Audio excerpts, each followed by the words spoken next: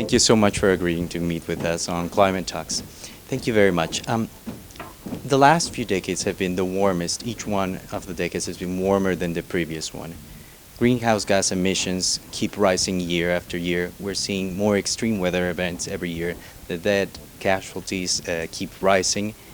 And yet you seem optimistic that we can actually do meaningful change right now. Why is that?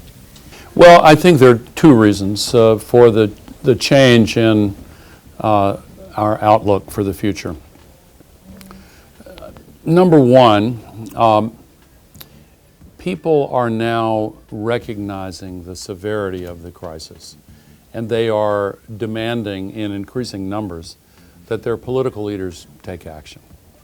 The extreme weather events that are related to the climate crisis have become so extreme and so common now that all over the world people recognize Mother Nature is sending us a very powerful message. And so that's a big change. There's a second change. The business community has succeeded in investing in areas that open up new pathways to a brighter future. Renewable energy, solar photovoltaic electricity, wind electricity, energy efficiency, sustainable agriculture, sustainable forestry. These new tools are now widely available, and those businesses that have started using them have discovered to their pleasant surprise that they're saving money and increasing their income by becoming more efficient and less environmentally destructive.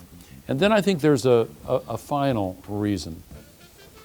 When people realize, yes, we do have to act, and yes, we can solve it, then they give themselves permission to ask the ultimate question: what is the right thing to do?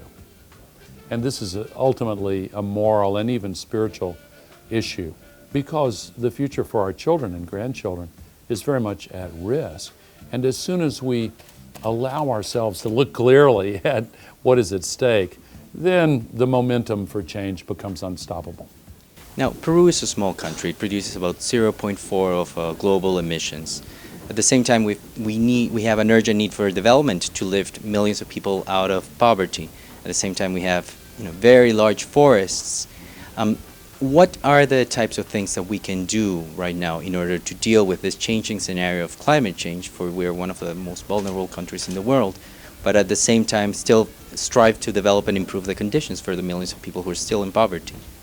Well, one of the most exciting things about solving the climate crisis is that we now have an opportunity to leapfrog the old dirty ways of the past and go straight to the new technologies of the 21st century.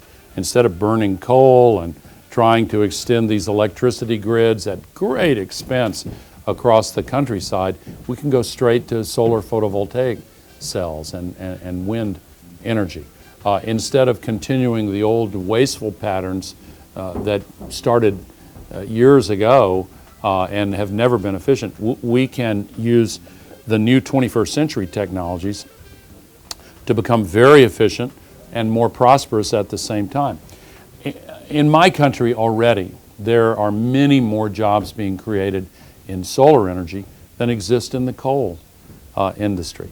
And we have cleaner air as a result also.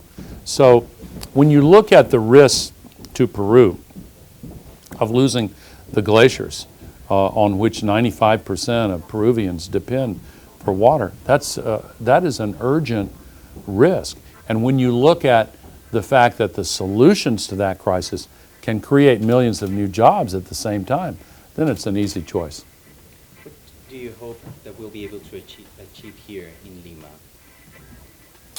Lima is already a success, and I hope that when the final gavel falls, it will be seen as a truly historic success in setting the stage for a successful agreement in Paris 1 year from this week. And as I say, already so much progress has been made that it's obvious that the spirit of Lima has been extremely powerful in bringing people together from every continent, from every income group, from every culture and every national background. Thank you very much.